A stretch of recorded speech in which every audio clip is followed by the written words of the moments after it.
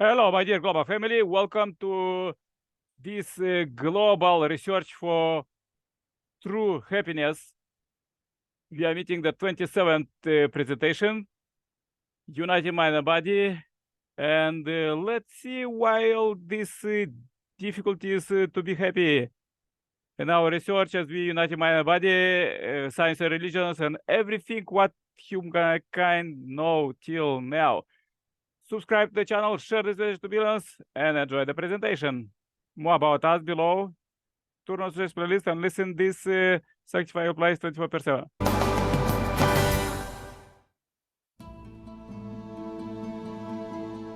Welcome back to The Path to Happiness, an introduction to the unification principle.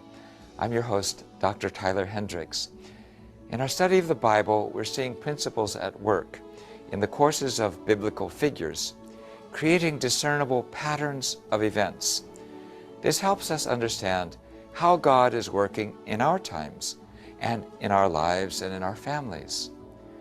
In this session, we will expand our horizon from the ancestral families of Adam, Noah, and Abraham to the biblical courses of Moses and Jesus.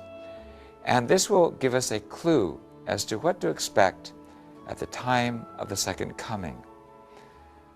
Those records in the book of Genesis are not simply family histories or genealogies.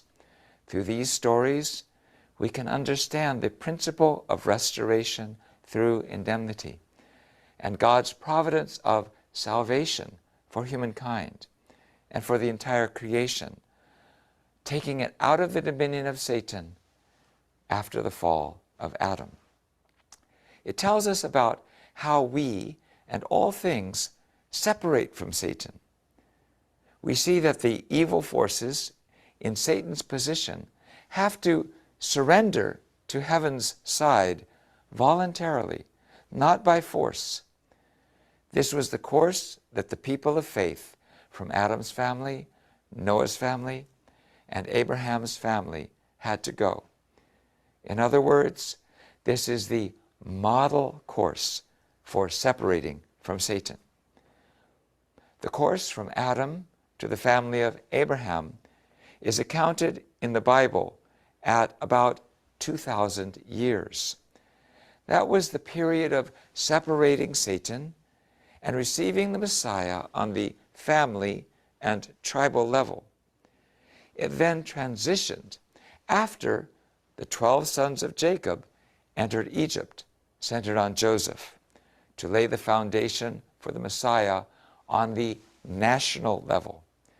We will study how Moses and Joshua, as the central figures, set the foundation to receive the Messiah on the national level. The purpose of the providence of restoration is for human beings to fulfill our portion of responsibility and ultimately make Satan voluntarily surrender to us as masters of the spirit world as well as the physical world. Jesus, as the Messiah and true Adam, came to help all people of faith bring Satan to voluntary submission. But Satan does not surrender voluntarily even to God, and he certainly would not easily surrender to Jesus, much less Jesus' disciples. Therefore, God took responsibility as our Creator and worked through Jacob and Moses to subjugate Satan on a preliminary level. If we look at those courses, we will see God showing Jesus and us the way to bring Satan to submission. Through following the symbolic course laid by Jacob, Moses was able to walk the image course, and Jesus was able to walk the substantial course. These model courses show how we must walk to bring Satan to submission and fulfill the goal of the providence of restoration. Let us study these courses and look at some parallels. Now here's the first parallel. The first human beings should have kept God's commandment not to eat the fruit, yet they fell at the risk of their lives. We knew we would die, yet we followed the archangel. Because we fell risking our lives, we have to be able to put our lives on the line to resurrect. That is why Jacob had to win over the angel during their fight at the ford on the river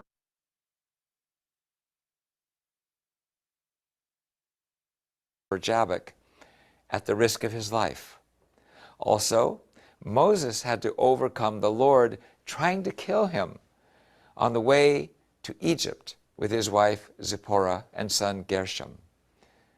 Likewise, Jesus had to overcome Satan at the risk of his life in the wilderness for 40 days, and he gave his life for us on the cross.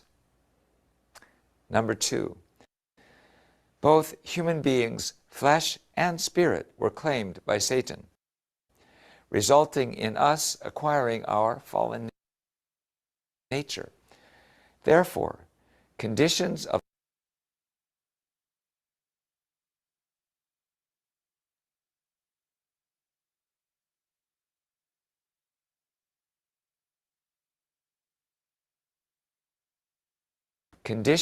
the flesh and spirit are required to remove this fallen nature. That is the meaning of Jacob giving Esau bread and lentils, symbolizing flesh and spirit. In Moses' time, the indemnity condition to remove the fallen nature was laid when God fed the Israelites manna and quail.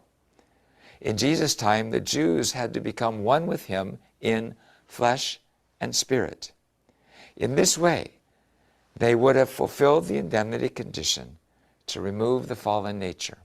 That is why Jesus said, "Very truly I tell you, unless you eat the flesh of the Son of Man and drink his blood, you have no life in you." Number 3, due to the fall, Satan defiled even the human corpse. This is why this had to be restored as well. Jacob's body required 40 days to embalm. The archangel Michael contested with the devil to gain possession of Moses' body, and God claimed Jesus' body in the tomb.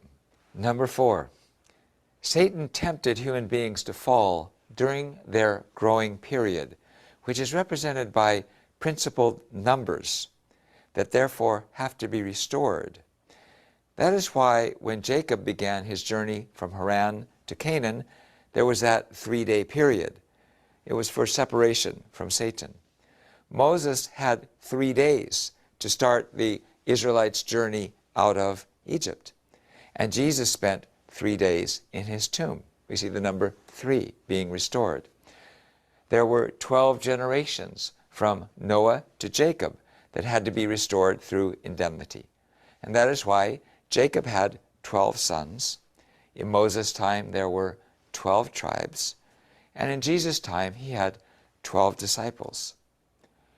In order to restore the 7 days of creation that were lost to Satan, there were 70 members in Jacob's family that went to Egypt, 70 elders in Moses' time, and 70 followers who had central roles in Jesus' time.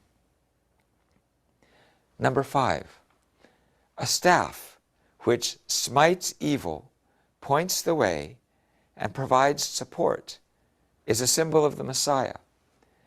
Having this significance, Jacob walked with a staff when he entered the land of Canaan. Moses crossed the Red Sea by striking the waters with his staff. And Jesus is our staff, the iron scepter, the rod of iron, who will guide humankind to cross the fallen world to God's ideal world. Number 6, Eve's sin implanted selfishness in the lineage of humankind, which bore fruit when Cain killed Abel. Satan was able to invade humankind because of this mother and son cooperation. Therefore, in order to restore this through indemnity, the cooperation between mother and son is needed. Jacob cooperated with his mother, Rebekah, and both Moses and Jesus, as infants, were rescued from death by their mother. Number 7, the central figures who are responsible for the providence of restoration need to return from the satanic world to the kingdom of heaven. Symbolizing this, Jacob walked the course of returning from Haran to Canaan. Moses journeyed from Egypt to Canaan, and Jesus' family journeyed from Egypt to Israel after the death of King Herod. Finally, number 8, the ultimate goal of the providence of restoration is to eradicate Satan. Jacob buried Laban's idols under an oak tree. Moses destroyed the golden calf, scattered its ashes on the waters, and let the Israelites drink it. And finally, Jesus gave Peter the keys to the kingdom of heaven, against which he said the gates of hell will not prevail. By these lessons, we can practice the principle, seeing God's time periods, being strong as a staff, cooperating as mother and son, maintaining our physical purity, and so forth. And we can see also a lot of variability and flexibility. The course of Moses will illustrate how God's unchanging principles fit with changing situations like ours. Thanks for listening, and take care of yourself and those around you. Thank you. So good presentation. Yeah, so nice to hear it. Please subscribe and share this message to billions.